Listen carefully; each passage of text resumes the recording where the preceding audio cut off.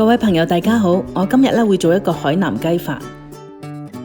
呢個做法爽滑肉嫩，而且點上不同嘅醬汁嘅時候呢，令到味道更加豐富。我準備咗一隻貴妃雞啦，貴妃雞嘅質地呢係零舍好食啲嘅。咁買返嚟之後呢，將啲腳甲啊，將啲肥嘅部分剪咗佢，跟住呢就放1茶匙嘅鹽啦，咁就捽勻隻雞佢啦。捽勻之後呢，我會將隻雞沖洗咗佢啦，洗晒啲鹽同埋啲雞嘅污糟嘢，咁樣食起嚟就放心啲啦。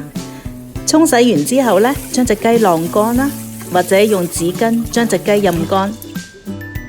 我準備咗一啲蔥條啦，同埋薑片嘅，將所有嘅蔥啊、薑啊放落個雞嘅肚入邊。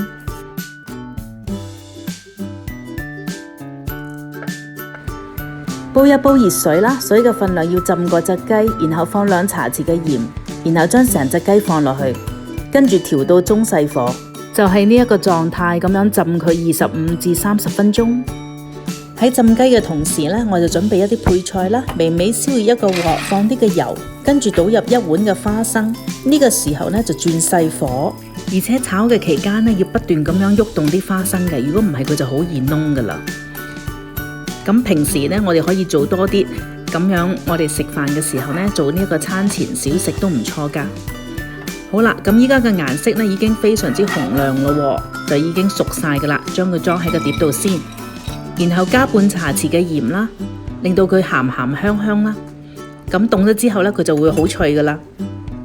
依家嚟揼爛一啲蒜蓉同埋幾隻嘅辣椒。咁呢隻辣椒呢就好辣嘅，如果你唔食得辣嘅話呢，你就放一啲冇咁辣嘅辣椒啦。咁將啲辣椒剪一剪佢，咁樣就容易操作啲啦。揼爛咗之後，就將佢放落個碟仔嗰度啦。依家嚟磨一啲嘅薑蓉，咁樣磨法薑蓉呢係令到佢特別係幼細嘅，咁點起雞上嚟嘅時候係口感好啲啦。將佢放落個碟仔嗰度，然後拍一啲嘅蔥啦，拍完之後呢，將佢切粒粒，然後呢就輕輕剁佢幾下，盡量剁細啲，將佢亦都係放喺個碟仔嗰度。當然少不了有一碟嘅豉油啦，我今次用嘅係甜豉油，浸咗30分鐘啦。咁我依家將隻雞夾起佢先啦。咁我準備咗1盤嘅冰水嘅，我要將呢一隻雞降溫。浸冰水呢一個步驟呢，係令到啲雞肉呢可以緊緻啦，啲肉係比較嫩啲啦，而且滑啲啦。我會大概浸佢15分鐘左右。咁依家將之前磨好嘅薑蓉啊、蒜蓉啊同埋蔥蓉呢，分別放少少嘅鹽啦，跟住燒熱一啲嘅熱油，油熱咗之後呢，將啲油淋喺上邊。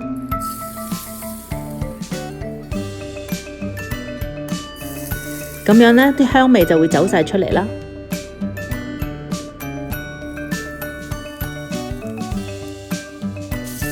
呢度有3杯米嘅份量，將啲米洗乾淨，洗多幾次。咁如果你多人食嘅話，你就煮多啲啦。將洗好嘅米放落個電飯煲嗰度啦。咁我會用之前浸雞嘅雞湯嚟煮飯嘅。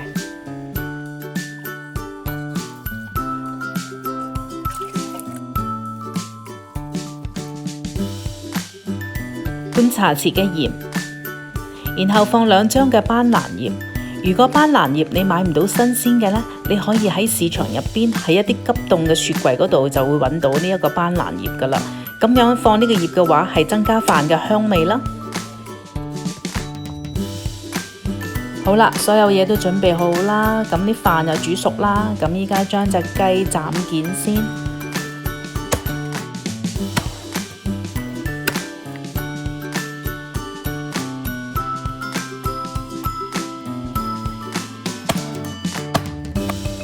今日嘅海南雞飯就做好啦。呢個貴妃雞嘅肉地爽滑肉嫩，而且多元化嘅醬料，你中意點乜嘢就點乜嘢。好啦，今日嘅海南雞飯就完成噶啦。希望你哋中意呢一個視頻，更加希望你哋可以試下做啦。如果你中意嘅話，可以訂閱同埋分享我嘅頻道。我哋下一次再煮好餸，下星期見。